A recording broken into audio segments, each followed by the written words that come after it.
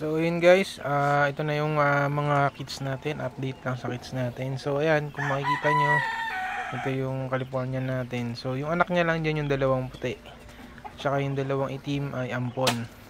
So as you can see guys, nasa labas na sila ng pugad. So ang gagawin natin ngayon guys ay mag-aalis tayo ng nest box. So ayan, medyo nagagalit yung inay natin. Sobrang maalaga na ito sa anak niya yun.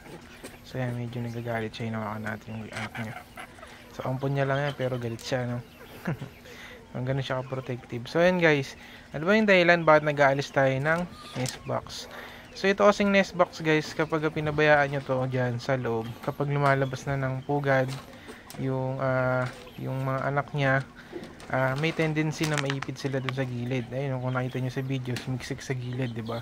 So kapag naipit sila dyan, merong possibility na ma-injured sila, mapilay, o worst case scenario ay yun, mamatay yung kids natin. So iniiwasan natin yan, kaya inaalis natin yung nest box.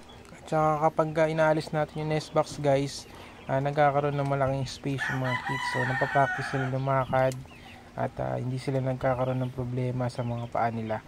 So yun lang guys yung reason kung bakit kailangan alisin natin yung nest box at maging maagap tayo. So God bless sa inyong lahat. Thank you for watching guys. Pa-follow naman ang ating page and share our video. Thank you.